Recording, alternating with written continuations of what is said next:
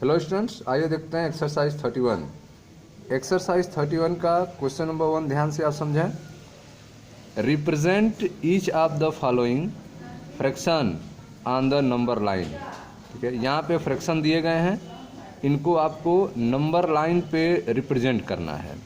जैसे दिया है 1/3, 2/3, 4/7, इन सबको किस पे दिखाना है? नंबर लाइन पे दिखाना है आपको। तो आइए पहले एक एग्जाम्पल समझते हैं कैसे किसी फ्रैक्शन को नंबर लाइन पे दिखाते हैं।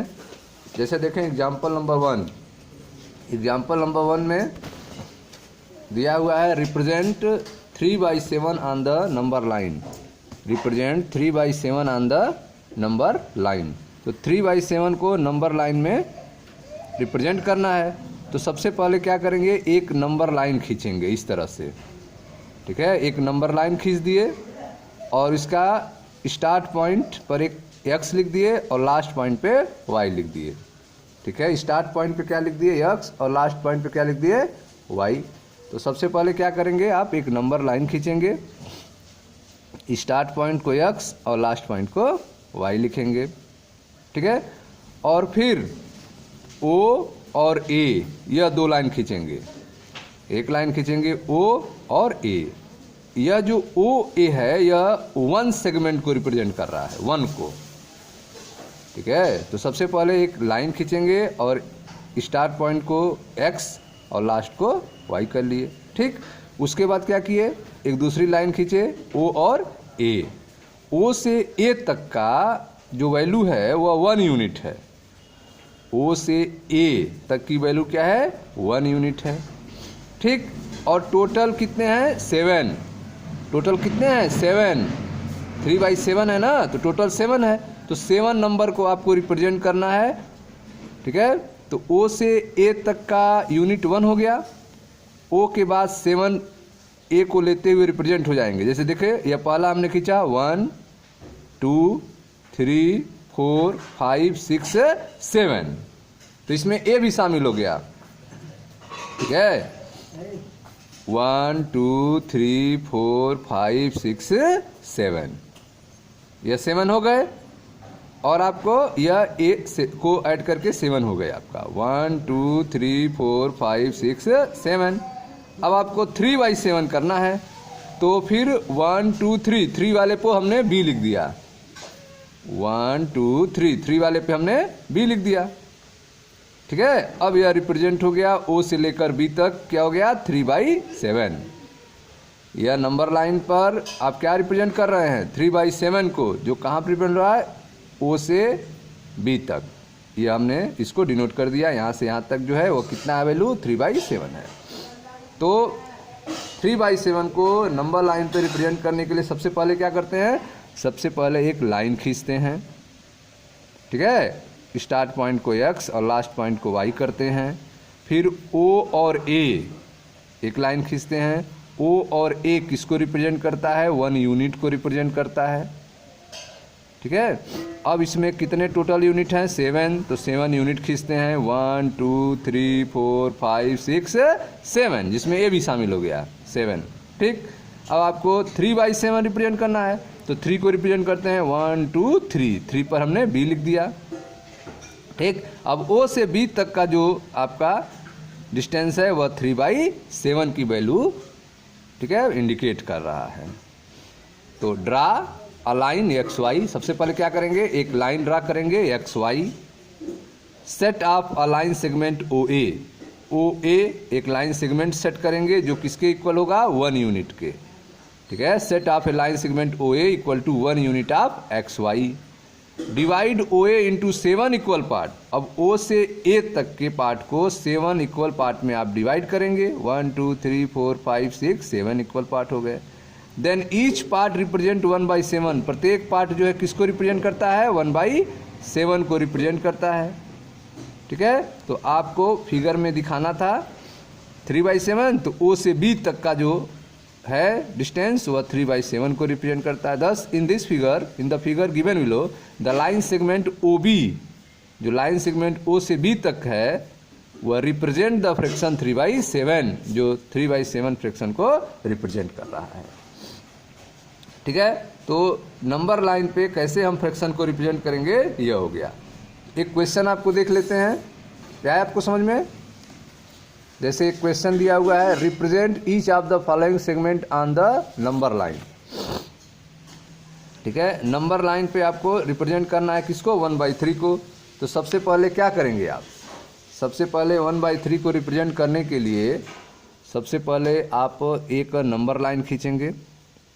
ऐसे आपने नंबर लाइन खींच लिया, ठीक। अब इस पे 2 पॉइंट आपने रिप्रेजेंट कर दिया, इसको x और इसको y, ठीक। अब आप जो है OA खींचेंगे, O और A, ये आपका O हो गया और ये आपका A हो गया, ठीक। अब आप कितने हैं, 1/3, टोटल कितने हैं, 3 है, तो 3 में यह भी काउंट होगा। तो इसके बीच में कितने लाइन होंगे, 2 लाइन होंगे, तो 1 2 और यह हो गया 3, ठीक है, 1 2 3, ये हो गया आपको। अब आपको रिप्रेजेंट क्या करना है, 1/3 को रिप्रेजेंट करना है, 1/3। तो यह 1 है, ये 1 है ना, तो यह 1 वाला क्या हो जाएगा आपका B हो जाएगा। तो यहाँ से यहाँ तक, यहाँ से यहाँ तक का जो डिस्टेंस है वो किसको रिप्रेजेंट करता है, 1/3 को रिप्रेजेंट करता है, ठीक है। O से B तक किसको रिप्रेजेंट कर रहा है, 1/3 को रिप्रेजेंट कर रहा है। आया समझ में। एक और देख लेते हैं, जैसे देखो यहाँ पे यह 8 वाला हम बता दे रहे हैं, 8 वाला है 5/12। 5/12 को नंबर लाइन पे कैसे रिप्रेजेंट करेंगे, वैल्यू कितनी है, 5/12 है, इसको नंबर लाइन पर रिप्रेजेंट करना है। तो सबसे पहले आप एक नंबर लाइन ड्रा करेंगे, ठीक है, एक नंबर लाइन ड्रा किए, क्योंकि 12 लाइन दिखाना है। और इसमें हमने एक पॉइंट को x ले लिया, स्टार्ट पॉइंट को, और लास्ट पॉइंट को y ले लिया, ठीक। अब OB पॉइंट खींचना है, OA, तो हमने इसको बनाया O पॉइंट, और लास्ट पॉइंट कौन सा होगा, A, ठीक है। अब इसमें नंबर कितने लिखने हैं, टोटल नंबर 12, ठीक है। तो 12 हमको इसमें रिप्रेजेंट करना है, तो आपका 1 डिस्टेंस कवर कर लेंगे, 2 3 4 5 6 7 8 9 10 11 और यह आपका 12, ठीक है। यह हो गया आपका 1 2 3 4 5 6 7 8 9 10 11 और यह हो गया आपका 12, ठीक। अब आपको 5/12 करना है, तो 5 कहाँ पे होगा, 5 वाले पे, 1 2 3 4 5, यह 5 पे आपका क्या लिखेंगे, B, 5 वाले पॉइंट पे B हो गए।